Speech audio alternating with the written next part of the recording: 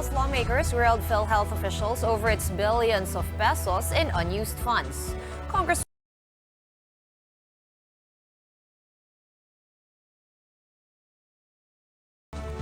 PhilHealth is just sitting on piles of money. That's what lawmakers from the House Committee on Health found during a hearing on May 1st.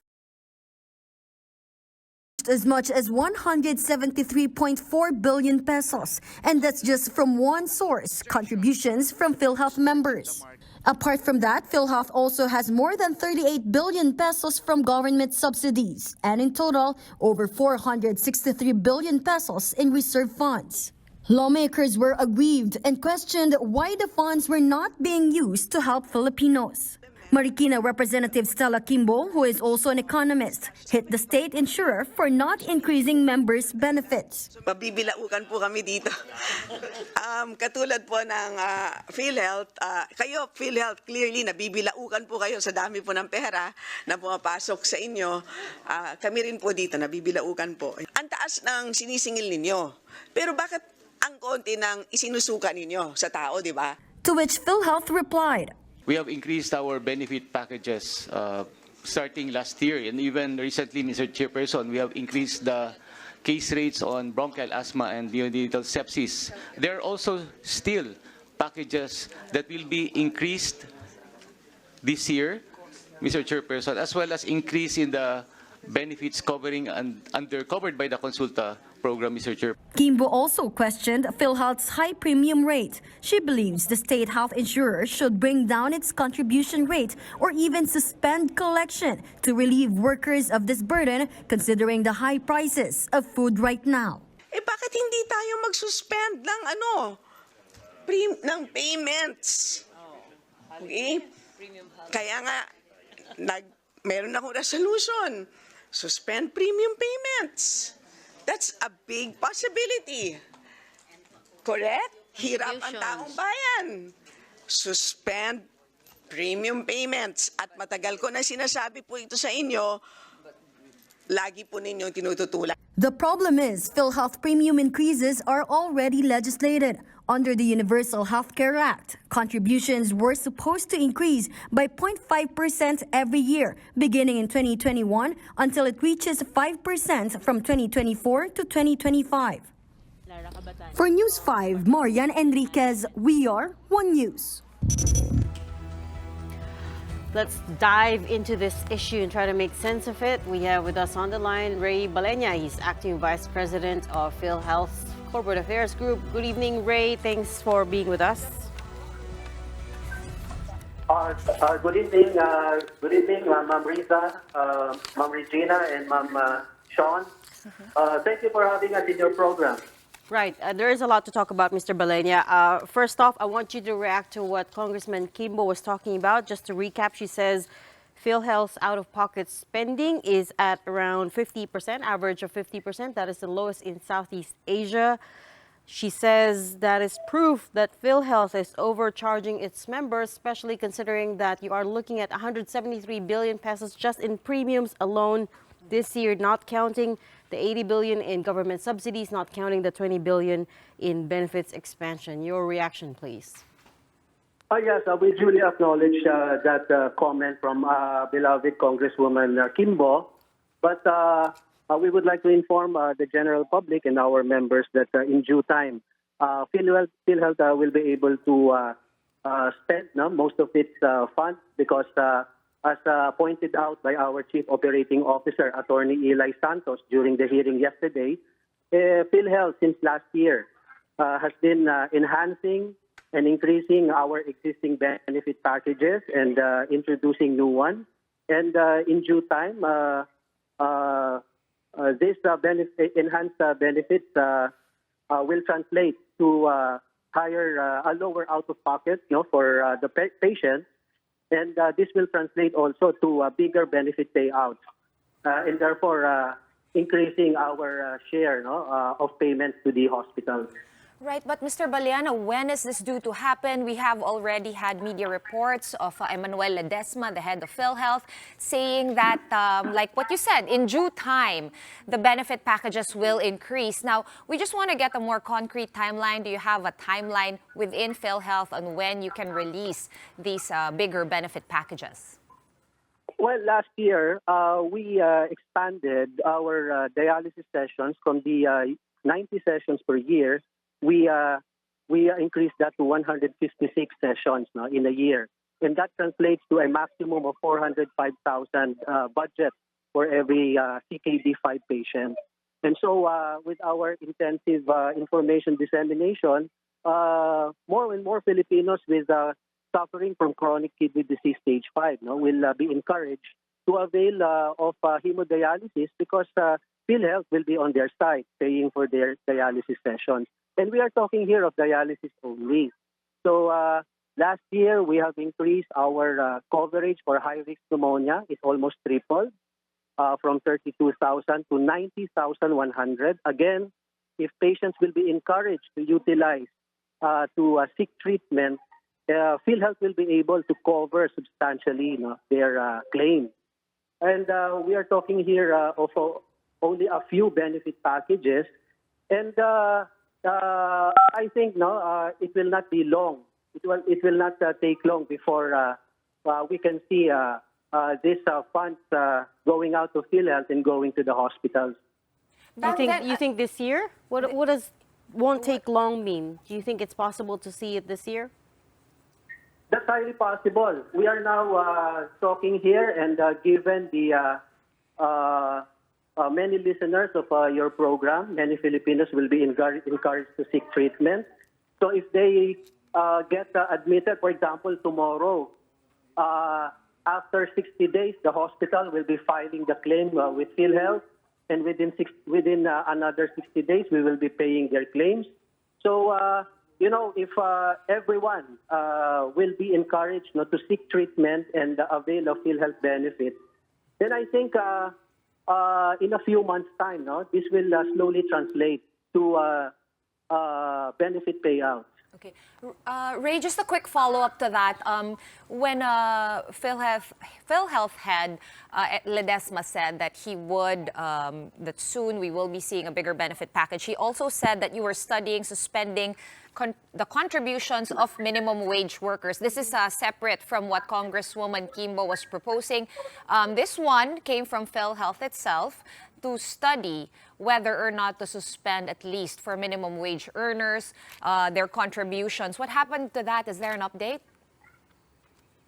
Well, our commitment, ma'am, is to cooperate with Congresswoman Kimbo so as to arrive at the best solution for this.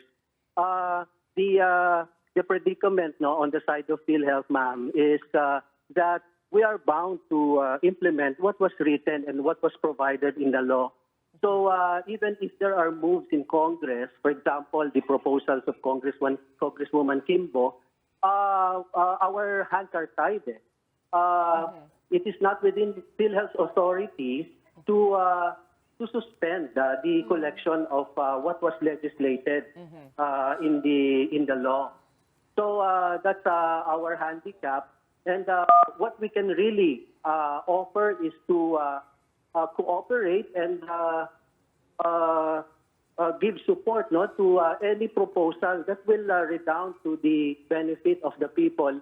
We are always there to support. And if Congress sees it fit to amend the law and revise the contribution rate, then so be it. PhilHealth will be implementing whatever there is in the law. Okay. And I understand that increases are mandated by law under the Universal Health Care Act, but Correct. I'm just Yes, struggling to that's correct. understand why you can't voluntarily defer the increases, especially at a time like this when inflation is high, and especially if you're sitting on a very healthy cash pile there and unable to at the same time disburse benefits fast enough. So surely if you came forward and proposed to voluntarily defer the premium increase, I'm sure the lawmakers would be amenable to that, wouldn't they? Yes, I fully agree. No, we fully acknowledge that up until now, many of our kababayans are still reeling from the effects of the pandemic. All of us, no, are still reeling from the effects of the pandemic. But however, it is also in the best interest of our kababayans that their funds remain strong and their funds will be used, no, for their benefit. So the reforms that are being implemented, no, by the current leadership of PhilHealth, no, with Mr. Emmanuel R. Ledesma Jr. at the helm, our kababayans can look forward, no, to better benefits, to lower out-of-pocket. We are also pushing for the strengthening of our primary care primary care benefit package through our consulta. PhilHealth is investing heavily also in on primary care. All of these efforts, no, will redound to the benefit of the patients. So that is our appeal to everyone to support the program.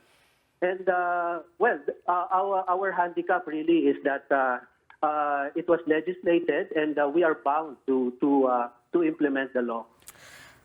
You know, Mr. Baleña, nearly every day I see people online crowdfunding for their loved ones' medical expenses. I don't know if you see that as well, because PhilHealth technically only covers a fraction of their expenses. If you take a serious illness like cancer, for instance, costs for that go up to almost 1 million sometimes, right? And again, the PhilHealth part is only just a drop in the bucket. So I'm wondering, what else are you guys doing? I mean, you keep saying that you're handicapped by law, but surely there are better ways around this.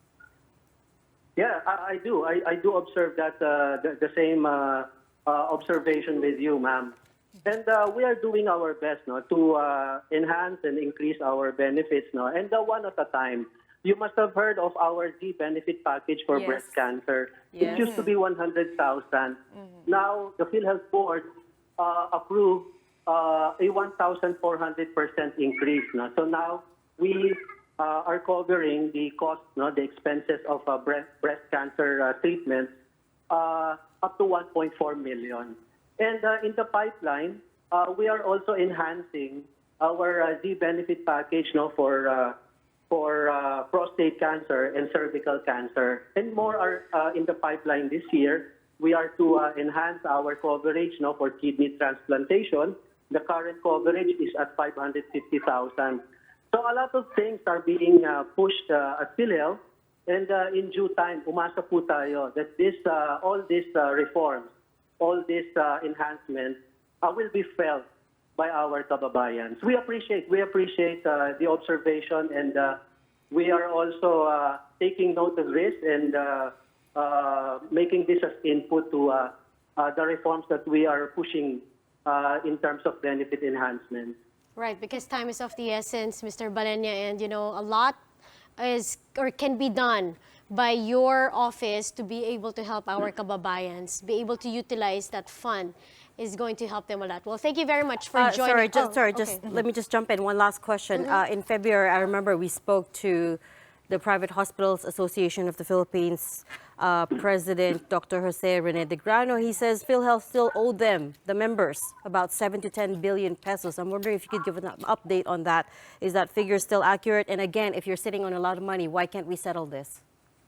Well, it is no longer accurate. No, we are working closely with the hospital organizations in the private sector, with the PHA, and our payments now, no, are updated, except for the claims that are previously claimed by the hospitals as their receivables.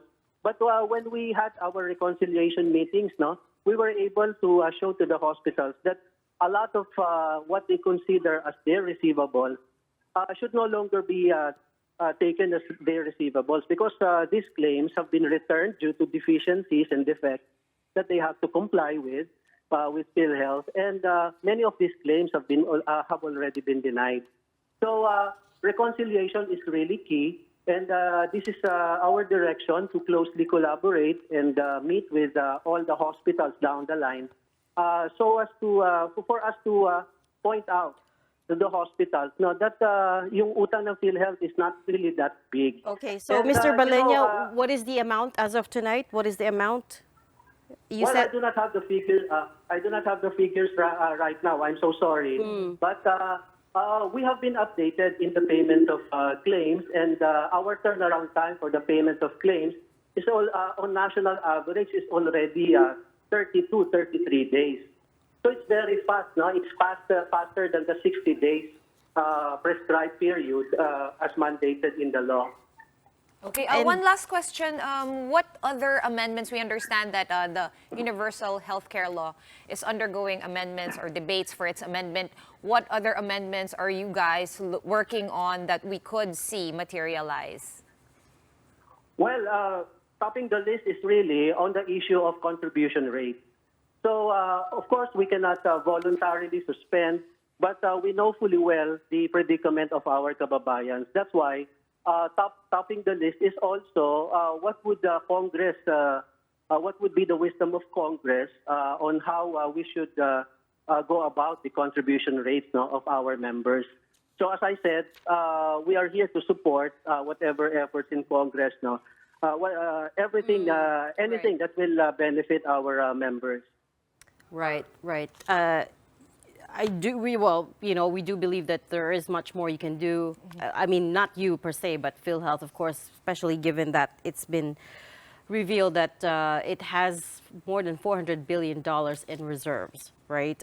We are counting on you for an update, especially on the bit about the private hospitals, what you owe the private hospitals. I hope that can get settled soon. Thank you so much for your time tonight. Ray Baleña, Acting Vice President of the PhilHealth Corporate Affairs Group.